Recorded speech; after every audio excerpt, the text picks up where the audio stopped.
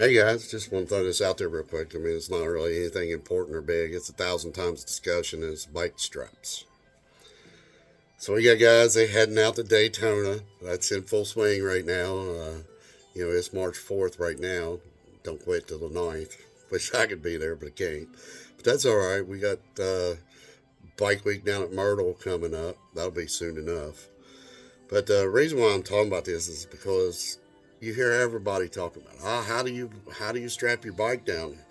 Aren't you worried about blowing seals or flopping or whatever? Well, here's the thing.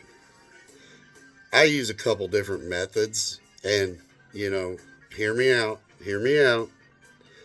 I know one method, right? That's if you're towing. I got the bike here. I got it up on the stand.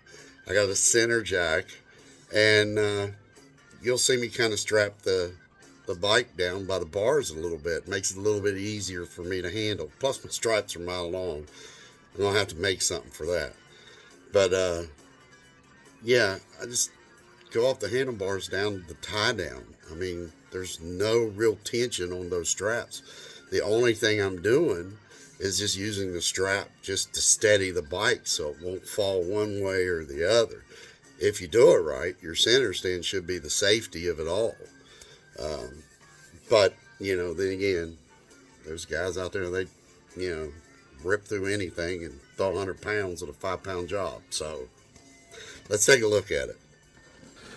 So as you see, I got all this mess of straps, but I'm just pinched up on the handlebar right there. And it comes down, and it comes down to the table. But as you see, I mean, there's bends in the strap, and I mean, this strap is not tight at all. I mean, look at that, right? Here we go. Here's the other side, getting set up for a video for the cam there. Stay tuned for that. But you see, I got these straps, just kind of just gently holding on to the handlebar. There's no tension. I'm not I'm not holding any tension across the front end. I mean, it's just not there. See, we got a center jack. The bike, she's steady. See, you know. Now, if we're talking about towing, well, that's a different story. I would not haul my bike on the trailer strapped down to the handlebars. And the reason is because you put compression on the straw, on the front shocks and the forks and everything else. And that'll cause it to, when it's cinched down too tight, it'll cause it to compress that oil and shove up through the seals. Now, I mean, again, are you grilling this shit? I mean, you know, let's show how I would if I was towing. All right, you can see my front leg that I'm specifically honed in on. This is where the fender bolts on and stuff. So you just take your strap and you come down and you cinch up, right? So you would just to your anchor. I mean, right here, right here. That's where you would tie it down to, and you would have a wheel chalk that sets on there, and your bike would be safety strapped along, and some people they put one across the back. But again, I mean, it's a lot of pressure on front forks, even if you do it from the side, hanging out of the anchor mount. If you pull it too tight, you're going to pull the axle far apart, and then you could turn around and bend something in your front forks. So, yeah, I guess just a little, food for thought, something to argue about. Drink a few beers around the table and say, man, this guy brought that argument up again. So yeah, that'll be that.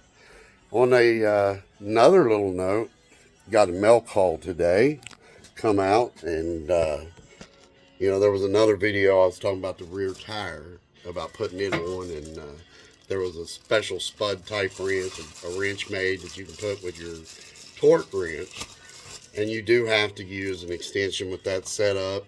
So again, extensions, another argument later, right?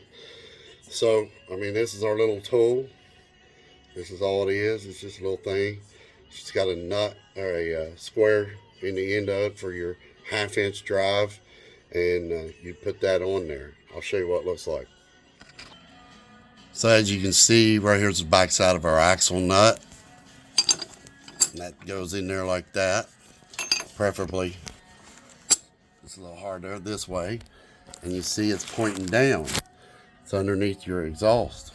And then you would just bring your extension out, put your torque wrench on, and torque it down. So, yeah, it's a neat, handy little thing. You don't have to take your exhaust off. You don't have to, remove something you don't want to remove to take the back tire off. Again, in my case, that side of the exhaust came off, so just a direct deep well 36 millimeter works. Peace.